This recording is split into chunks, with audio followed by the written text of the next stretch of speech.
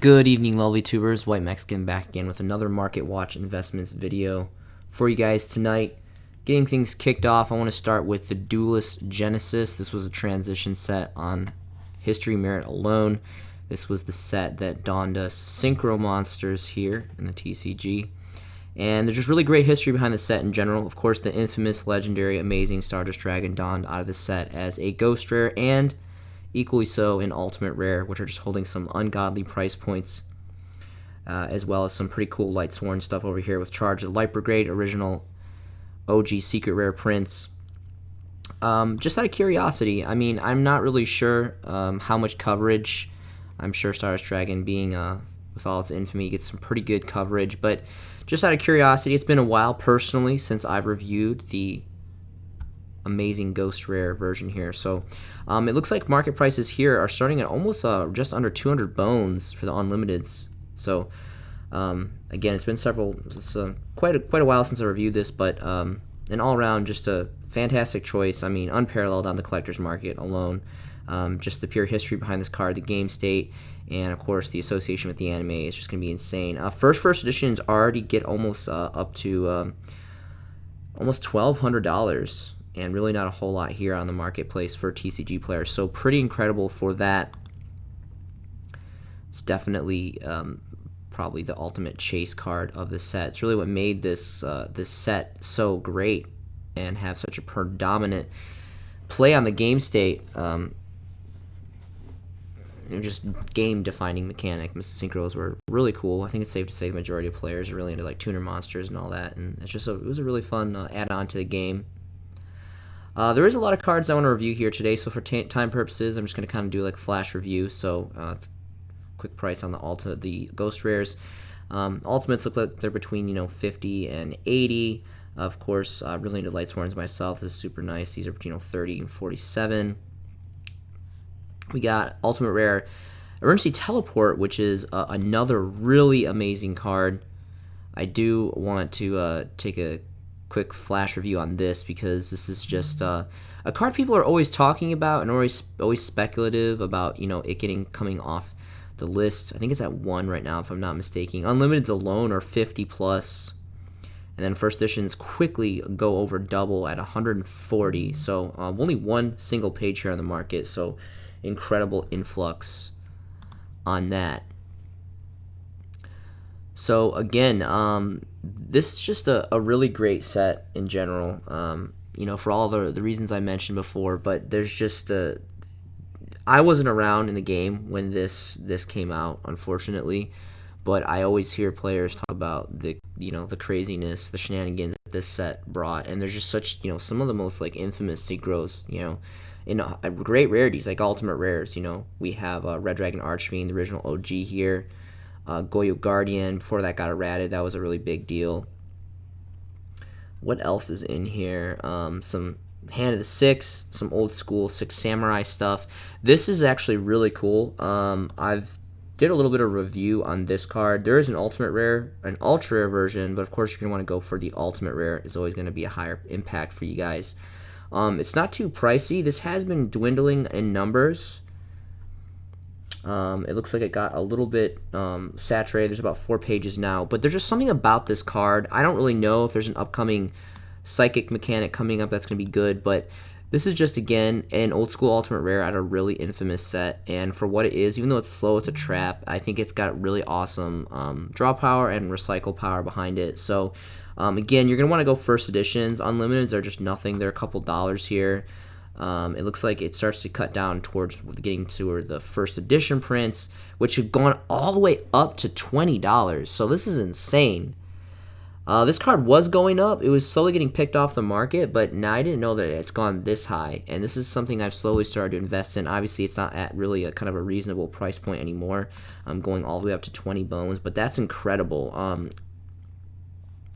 That is incredible price influx on that. So all around amazing value in that, again, because I mean it was not even that long ago, a couple months ago, you could pick those up for like $3-5 for first edition Ultimate Rares, and now it's already quadded in price, going all the way to 20 bones, which is pretty incredible. So just again, wanted to review this set really quick. I'm not going to go through each and every card, just kind of wanted to open the door on the Duelist Genesis, and all around just great set for all those reasons I mentioned before. I'm sure you guys have your own reasons too. Moving on to another transition set is going to be Generation Force. With the ban list last month, we've seen some exponential price increases for Levier Dragon. This, number 17 is always a great collector's card in my opinion, and it's not really used anymore. It's not really playable per se. It's just got amazing artwork, and it's just another great ghost rare from another transition set. Again, this was a set that donned us XYZ monsters. For all your hero players, Hero Lives, and its amazing ultimate rarity came in this. I do want to follow up just really quick. There's been quite some good coverage on Levier.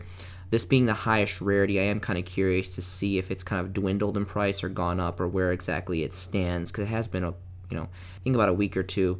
It looks like the starting market price for this is about 42 bones, and then quickly jumps up to around 70 bones for first editions. So I would say it's gone up from last time I've checked, only 2 pages. So rightfully so. People have been talking about Hornet too. This has gone down. It went all the way up to 20. Now it's sitting about 10. It got instantly cut in half. There's some kind of contest, I guess, that's going on. I think for the structure deck, there were some players that I met at locals that were talking about. It was kind of some interesting news that I didn't really follow through with, but some interesting stuff going on with that. And of course you have Leviathan Dragon, which again is just, I think it's safe to say that this is already well on its way to the collector's market, as with the majority of ghosts. Obviously, we finally got donned another ghost rare with the Winged Dragon of Ra in one of the legendary duelist sets, I think it is, which a lot of people weren't happy about with. But I mean, it doesn't really matter. I mean, I think it's just cool in general that Konami is finally gifting us with ghost rares again. Hopefully we can get them in the core sets again, but it's just cool to have them back in general. So definitely hasn't cooled down the prices for the the older ghosts though. You can see here this is sitting at about 33 bones starting market price for the unlimited. 3 pages here on the market for this, and the first editions are coming in at around 68, and then it pretty much stays trickles right under to around the 70 price point after that. So again, collector's market, this is just going to continue to go up personally. More so just for the collector's value in this card. This was a really good card back day. There's just really good history too. You gotta understand my standpoint. I'm very much geared towards collector's market. The majority of my content is pretty hyper focused on collector market stuff. I'm not personally a big meta player. I really don't study the meta. I don't really know all the ins and outs of the main cores and engines and everything, but I just kind of review what I like, and hopefully some of the stuff sparks your interest. And my biggest goal is just to push education and show you guys stuff to potentially flip profit. We have the ultimate rare here, which is really nice too. Pain Painter. I'm really curious if this is still a solo print. For the longest time it was a solo print secret rare. It looks like it still is. This set is insanely old. I think this set's going on 8 years plus. And for some reason, this card has yet to have a single reprint, and it's a high rarity of a secret rare. So, really cool artwork. I like zombies. I've never personally piloted this in any of my builds, but I know, it's kind of a sought after zombie card, and maybe just because it is just the pure fact that it's a soul print. Starting market price is about 7 bones. And there's plenty in the market. 5 pages here. First editions are about 11, 10 bones. So not really too terribly expensive. But then again, this is, I don't really know. You guys let me know if this is not really, it's clearly not. I mean, I haven't really heard much of any really playing this. It just happens to be a really old card, and dawning in a high rarity of secret rare that just has not been reprinted. And, it's got really cool artwork and stuff. And kind of reminds me of Plague Spreader Zombie. Obviously, Plague Spreader Zombie has seen a lot more play, and of course, Plague Spreader comes in a high rarity of Ultimate, which is really nice too. But this is just an all-around, just great set.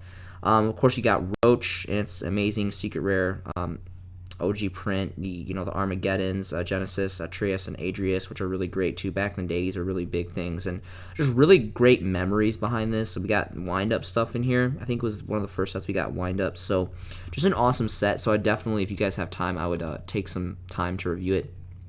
Next is going to be Code of the Duelist. Of course, another transition set. We got our link cards here.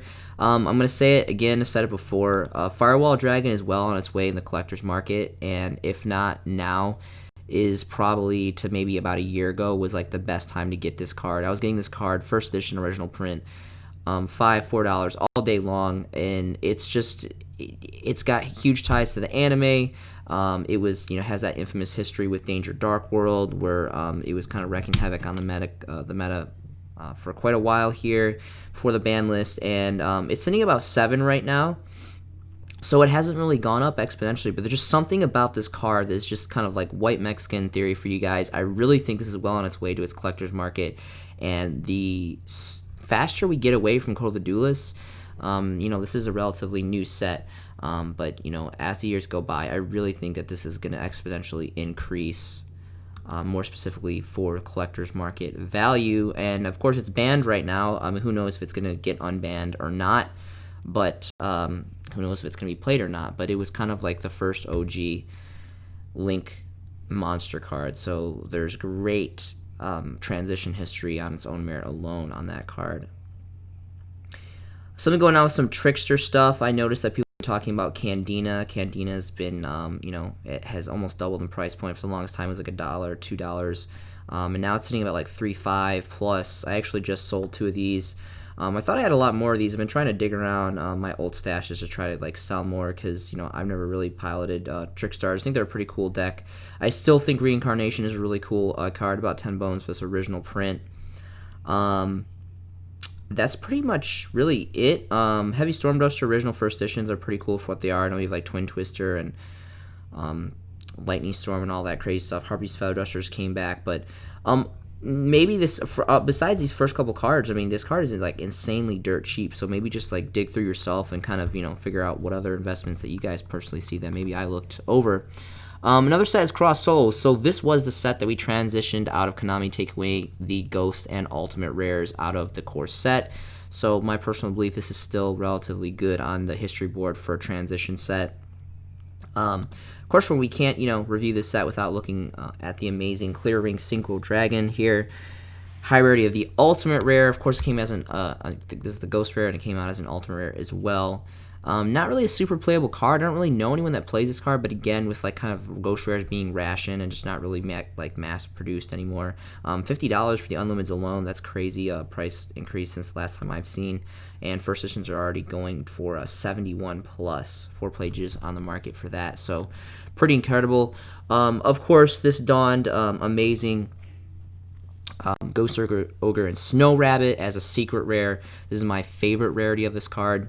It comes as an Ultimate Rare, one of the OTS packs, Dawn and Ultimate Rare, which I believe I have 2 of, if I'm not mistaken, which I actually picked up in Japan for pretty cheap, which was really nice. If you guys happen to, I used to be in the military, and I was stationed in Misawa Air Force Base in the Air Force, and, when you live in Japan there, obviously it's easy to kind of get around and buy stuff, but the English cards are significantly, it's well known, and when you travel to Japan, English cards are significantly cheaper over there, because they're a little bit less undesirable to a certain extent.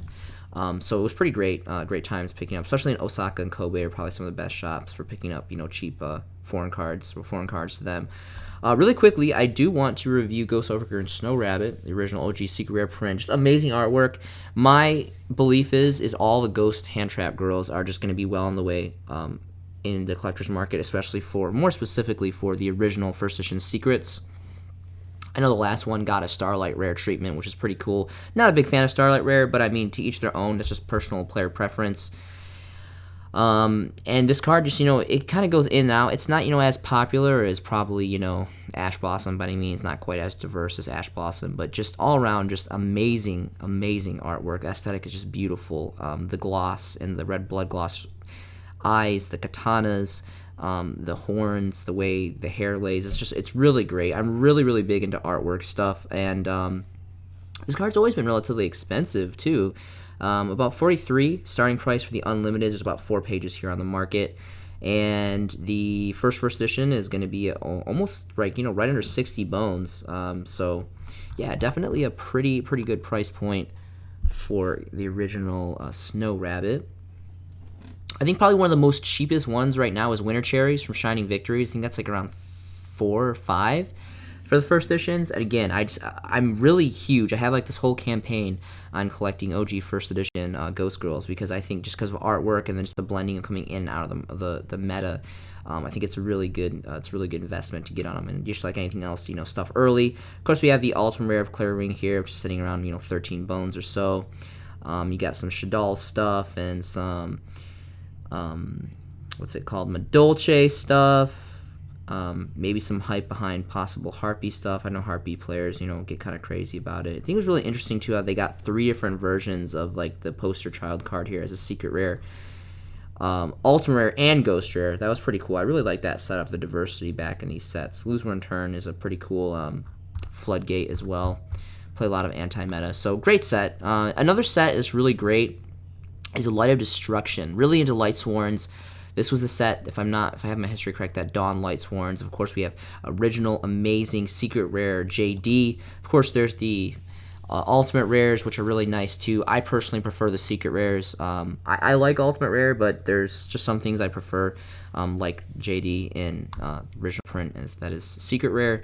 Unlimited alone are starting off at 89 bones, and only 3 pages on the market. First editions are going to be insane. Let's see here. First editions are 180 plus, so always amazing value in this card. One of my all-time, I think it was GX era, I believe. I think this is a GX era card. Again, I wasn't in the game. I stopped playing around. I had the first 13 core sets all the way up to Rise of Destiny, and then I kind of cut the board, and then came back after high school in 2011. So kind of missed the whole GX era, and I think they came in like the border end of like 5Ds or anything or something like that. I'm honest, of course. This is amazing. I personally, my favorite. This Ghost Rare is really awesome, and the OG Secret Rare first editions are nice too. They're just so old and high in value. I personally prefer the dual terminal.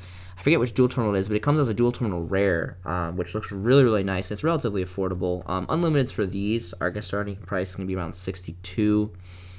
And then, again, only 4 pages on the market for this here, at least for the TCG player, and right about 150 for the first slightly played first editions. There's always that big debate. I've kind of went around, tried to get like a mass opinion of the players, if you use like TCG player, if you use like Amazon, eBay, or kind of blend all 3, and like what is like a good sound price point, because at least for market watches, obviously the convenience factor of TCG player, it just dominates the market watch YouTube world. But I'm just kind of curious. I'm still trying to kind of figure it out, but I'm really curious if you guys can let me know like what it is that you guys like to use to kind of do your gauges for pricing. Of course, you have Ultimate Solar Recharge, an amazing engine. I love blending the Light Sword engine. There's so much draw power with like other engines.